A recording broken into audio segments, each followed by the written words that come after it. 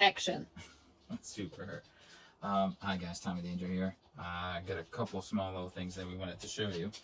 So on regular cars and mainly on track cars, there's always an issue of excessive loads being introduced to wheel bearings.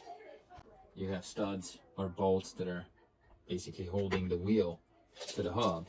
There's a spindle piece and then there's a nut on this end, and all those loads are being introduced to the bearing itself.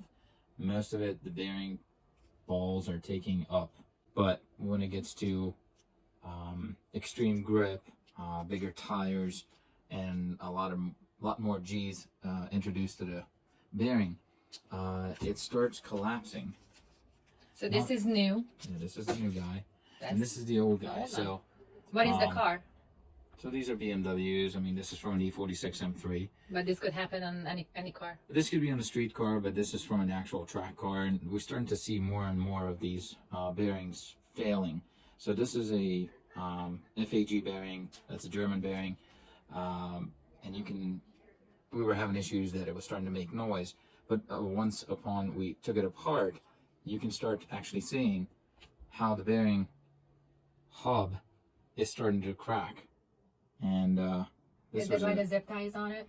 Zip tie is on just because I'm holding the inner and the outer races together. But this is what could be a catastrophic failure. But you can see that crack that goes all the way around.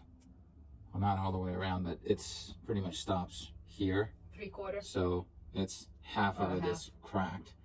So that could be a catastrophic failure for sure. What happens if it fails? Well, you're definitely losing some sort of traction, or which way the wheel is tracking on the car. And I mean, it could go to extremes of rotor holding the wheel on the car.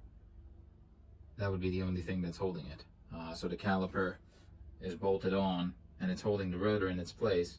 But if this fails or breaks off, I mean, we're talking about. But bad things happen. So once the car is on the lift, you can peek through from under it, and you can spin the wheel, and you see majority of this inner hub, where these teeth are for the ABS speed sensor. So sometimes you can see a little bit of this inner hub. So it's not a bad idea to just check it periodically. But we like to replace these bearings on street cars, let's say every 30,000-40,000 miles.